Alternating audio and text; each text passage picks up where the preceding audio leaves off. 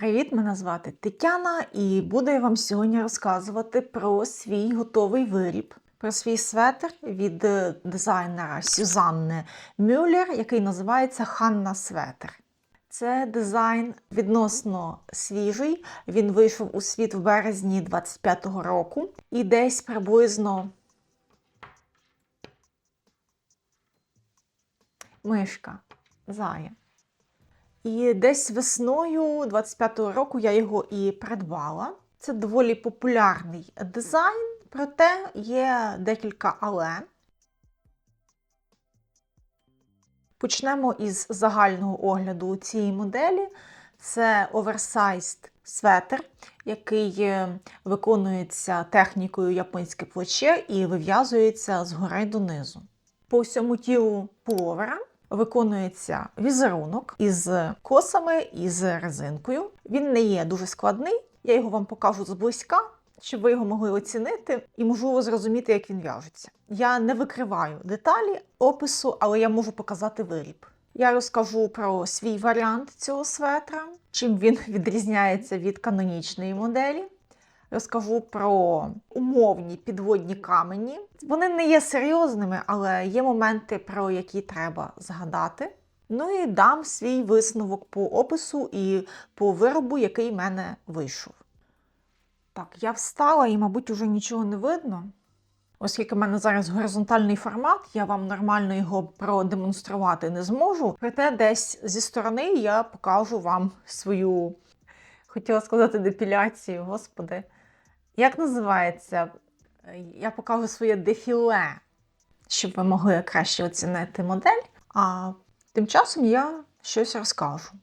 Порядок в'язання тут доволі стандартний. Спочатку вив'язується трапеція, спинки, потім вив'язується ліве плече, формується горловина, петлі відкладаємо в сторону, вив'язується праве плече, формуємо горловину, з'єднуємо із лівим плечем, вив'язуємо деталь переду, потім спинка і перед з'єднуються і дов'язуються донизу. Після цього набираються петлі для рукавів, по колу рукав вив'язується згори донизу. Загалом, по самому опису, тут немає скорочення петель для рукава, проте я де-не-де все-таки собі скоротила петлі. В принципі, без скорочень воно би так само виглядало нормально. Рукав не є мега широким, тому скорочення тут не обов'язкові, проте я розумію, що дизайнер відмовився від скорочень, щоб зберегти візерунок. Ну і виконується комір. Підбираються петлі по периметру горловини і формується подвійний комір в самому описі. Формується, проте я вирішила собі зробити високий комір і трошки пізніше я розкажу, чому я так вирішила зробити. Фішка моделі для мене – це сам візерунок. Я люблю такі візерунки, поєднання кіз і ще якимись елементами. Я люблю поєднання кіз із різноманітними резинками, я люблю поєднання кіз із ажурними візерунками. Ну, загалом, в мене зберігається ця тенденція. Я люблю візерунки з косами і ще з чимось. Ну і плюс цей візерунок зараз трендовий. Уже у багатьох моделях я зустрічала різні варіації на цю тему. Сам візерунок не є мега складним, він доволі зрозумілий і інтуїтивно зрозумілий. Проте, можливо, початківці будуть мати проблеми, але я думаю, що дуже швидко можна набити руку і все буде нормально. Тобто, по суті, ця сама конструкція, вона нічим не відрізняється від базових конструкцій японського плеча, інших ходових дизайнерів. Я б не сказала, що вона має якусь родзинку. Проте це доволі зрозуміла і проста конструкція. Мені може там не подобатися, що немає певних нюансів для покращення посадки. Проте дизайнеру треба заробляти гроші, платити податки, утримувати сім'ю і комерційно доцільніше зробити вхідний рівень нижчим, щоб більше людей могли придбати опис. Я це розумію, і якщо я хочу робити модифікації, то я сама маю вже подумати, як їх краще зробити. Знаєте, мені тут не вистачає певних заморочечок. Я б, наприклад, хотіла тут краще оформлення пройми, бо мені здається, все-таки відчувається, що тут є зайве полотно в цьому місці. По опису це оверсайз, і знаєте, для оверсайза це нормально, коли є багато зайвого полотна, це сучасно. Я би сказала так, наша сучасність, вона адаптована під простоту і максимальну доступність. Оце доступно, зрозуміло, просто це ключові елементи успіху на ринку, сучасному ринку. Але і без цих всіх нюансів воно виглядає нормально. Якщо ви не хочете нічим заморачуватися після важкого робочого дня, то цей опис для вас. Я нічого поганого не говорю, до речі. Потім мені кажуть, що я знецінюю роботу дизайнерів. Ні в якому разі я не хочу знецінювати нічию роботу. Я просто говорю те, що мені думається. Я при тому всьому поважаю роботу дизайнера. Я ж не можу співати весь час дифирамби. Це буде ненатурально, і ви мені не повірите, правда? Розкажу про матеріали, які я використовувала. Я використовувала Ангору 70, це один із залишків моїх. Це 70% ангори і 30% нейлону. Метраж цієї пряжі 700 метрів на 100 грамів. Я в'язала у 2 складення на спицях 4,5. Ангора, вона буває різна. Це як лотерея. Деколи попадається ангора, яка дуже-дуже кришиться, і в мене виникає щось схоже на алергічну реакцію під час роботи з пряжею. До речі, мені щойно щось потрапило в дихальний шлях.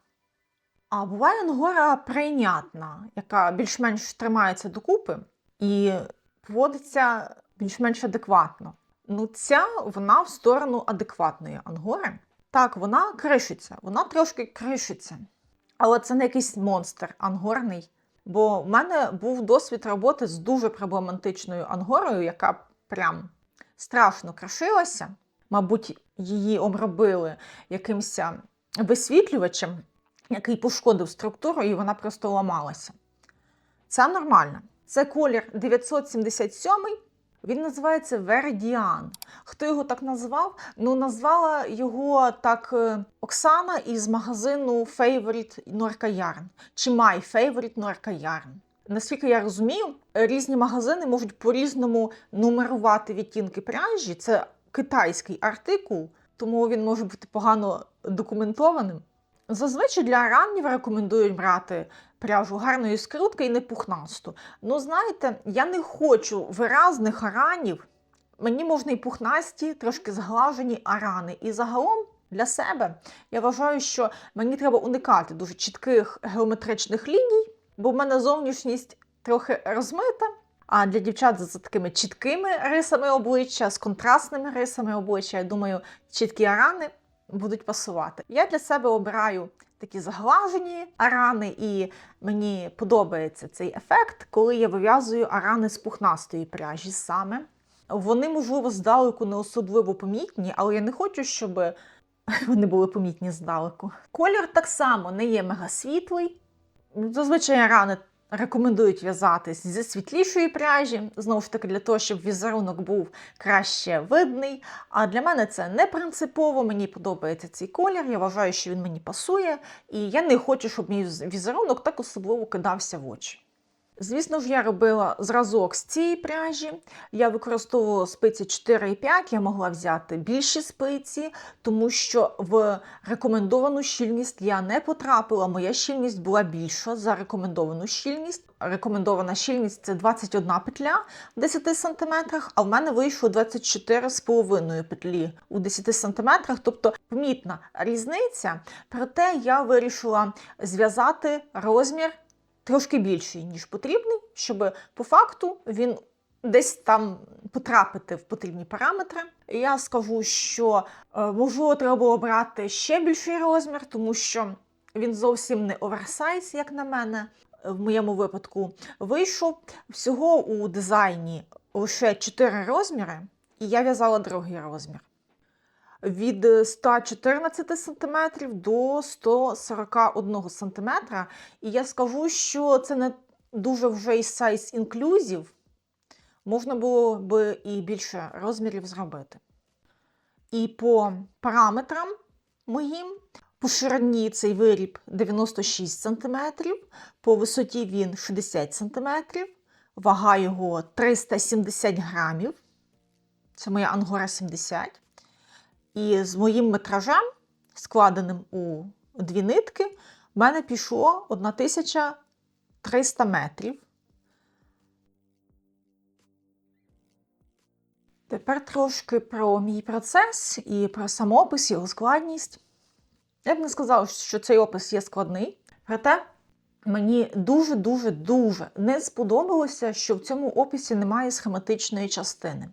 Все в тексті, і мені важко орієнтуватися, коли рядки описуються цими абревіатурками. Я весь час збиваюся, я прив'язала, і я маю знов в тому тексті знайти місце, на якому я закінчила. Слава Богу, що цей візерунок простий, і слава Богу, що всі додавання петель, вони зрозумілі, тому що вони дуже прості.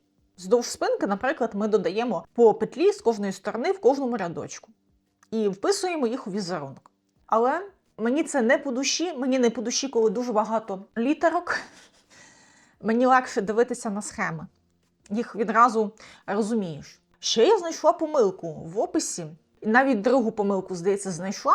В одній я впевнена, що там є помилка. Друга, я так подивилась, дивно, я пішла далі. Тому що я все-таки роблю по-своєму, на свій розсуд. Якщо я все-таки припущуся помилки, я за це відповідаю. І не страшно. По суті, одна маленька помилка у светрі, вона непомітна. І по-хорошому я би мала написати дизайнеру, але я лінива срака, я нікому не написала. Але знаєте, от, наприклад, коли я купую описи в Petit Nit, мені час від часу приходять на пошту в Ravelry апдейти про те, що цей опис відредагували, що там щось виправили. І весь час в мене є якісь новини про те, що знайшли помилку, виправили. Або переклали на іншу мову. Там різні бувають нотифікації. Проте, з тих пір, як я придбала саме цей опис, до мене не прийшло жодної нотифікації по виправленню описа. Добре, для мене помилка одна не критична. Справа в тому, що в Сюзанни Мюллер в неї описи дещо дешевші, ніж в інших дизайнерів. Вони стильні і сучасні. На ці помилки можна закрити очі, і по-хорошому я мала написати. Я пішла по колу. Після того, як з'єднуються деталі спинки і переду, в'язання починає виконуватися по колу, я рекомендую використати одну спицю основного розміру. Це та спиця, якою ми прив'язуємо, яка в нас в правій руці, якщо ви правша. Чесно кажучи, я не знаю, як в'яжуть лівші, тому я не буду про це говорити. А подаюча спиця, з якої ви підхоплюєте петлі, вона в мене була на розмір менша, так просто легше робити маніпуляції з петлями, зокрема, так легше пров'язувати коси для цього візерунку. Це такий малесенький моментик. А так, загалом, коли в'язання пішло по колу, то воно пішло інтенсивно, швидко. Це, як на мене, найлегша частина вже светра. Навіть можна заскучати. Проте оцей візерунок, він не дає заскучати, він час від часу приносить якісь цікавості, зміни у роботі. Для камелів я використовую допоміжну спицю, я вам зараз покажу. Таку от допоміжну спицю я використовую. Вона продавалася в комплекті, це від турецького чи індійського, точно вже не пам'ятаю, виробника Поні. Я, до речі, люблю Поні. Вони дешеві і вони приємні на дотик, мені приємно з ними працювати. Блокувала я цей светр декілька разів.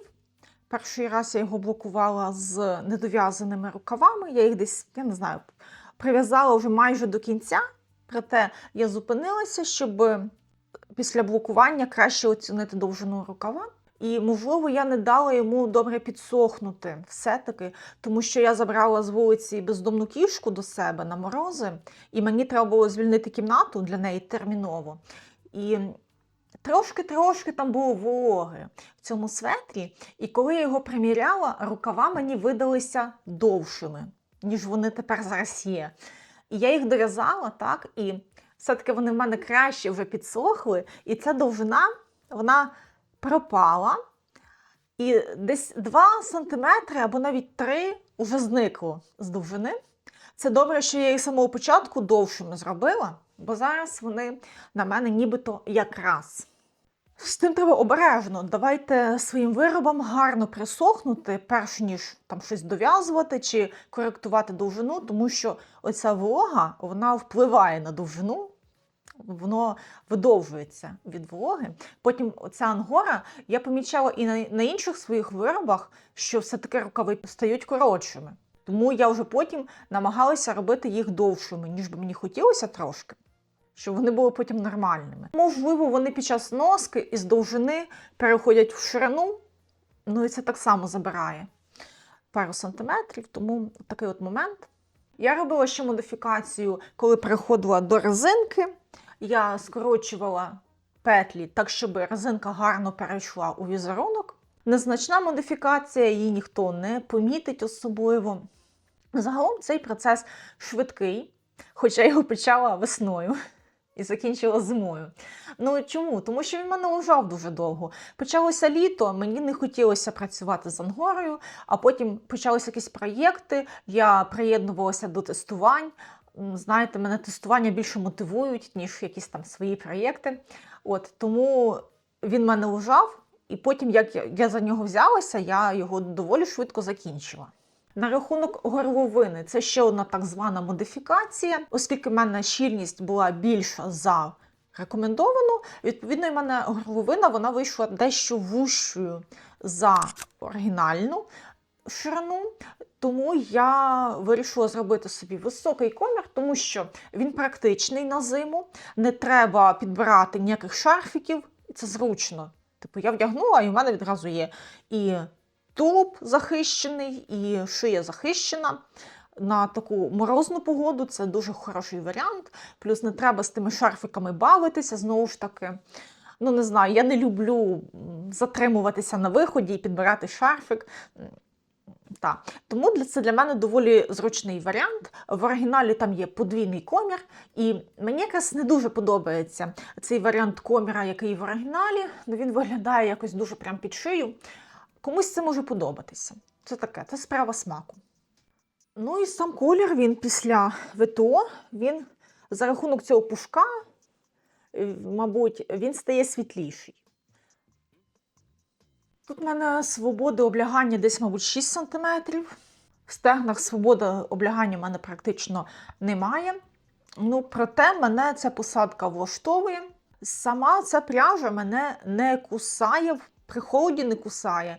І при оцій кімнатній, так званій кімнатній температурі, яка нижча за нормальну кімнатну температуру, воно мене не кусає. При хорошій такій кімнатній температурі, при 22 градусах, воно буде покусювати, я думаю, тому що у мене таке буває, що ангора зігріває в холод і не кусає, а якщо температура тепліша, то починаються якісь відчуття покусювання, дискомфорт легкий виникає. Я б сказала, що це доволі лагідна ангора, порівнюючи її з іншими артикулами.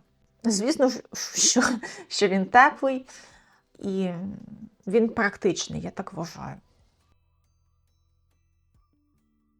Тобто модель стильна, вона сучасна, сам опис він доволі нескладний. Мені не подобається, що немає схематичної частини, але це не мій смак. Вхідний рівень – це новачок більш-менш.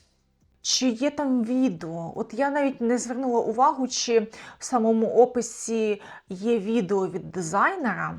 Справа в тому, що вони мені не були потрібні. Тому що там уже всі етапи, які мною пройдені. Але знаєте, я зараз дивлюся, є посилання на відео. Правда, не до всіх моментів, для певних технічних моментів є. І є ілюстрації у вигляді фотографій, що теж буде корисно. А так, мені не подобається, що дуже багато тексту. Там справа в тому, що для різних розмірів ще є різні окремі секції, і треба бути уважною, щоб не збитися, не почати прив'язувати не з свого розміру. Коли багато літер, легко загубитися. Тобто я би оцінила цей опис на 7 із 10. Ближче в сторону непоганий, але не ідеальний. Сам виріб мені подобається. Я б його оцінила на 9 з 10. Чому на 9? Тому що я б не відмовилася від більшої свободи облягання. Ну і трошки я не вгадала з довжиною рукава саме через те, що я не дала гарно йому просохнути перед тим, як закінчити роботу. Знову ж таки, це два доволі некритичні моменти. Знаєте, я б сказала, що ви можете цей візерунок розкусити, зрозуміти, як він в'яжеться, або навіть десь побачити інший візерунок і зв'язати щось в такому стилі, не купуючи опис. Ну, але я все-таки закликаю купувати описи, щоб підтримувати людей, які намагаються вижити в цьому складному житті. Людей, які є, можна сказати, спорідненими душами, хоч я і не знаю Сюзанни, хоч вона зовсім з іншої країни, але якось все рівно хочеться підтримувати людей з цієї сфери. І, здається, я закінчила з цим описом. Здається, я все розказала. Якщо я все-таки щось забула, давайте так, якщо вас щось цікавить, ви запитайте. Я не хочу нікого байтити на коменти, не задавати вам такі тривіальні питання. Ну, ви самі розумієте, що це байт, тому буду з вами просто прощатися без цих всіх вступів. Справа в тому, що я консультуюся із чатом GPT, з Гроком, з іншими ШІ, і вони мені щось таке рекомендують, таке прям все просякнути ентузіазмом, я така вся блогер-блогер, така вся позитивна, інтерактивна. Знаєте, я не така. Я антиблогер, і я буду намагатися бути більше собою, ніж якоюсь ідеальною картинкою. Так, знову ж таки, я відволікаюся дуже сильно, буду з вами прощатися. Бувайте, бережіть себе і ще якось побачимось.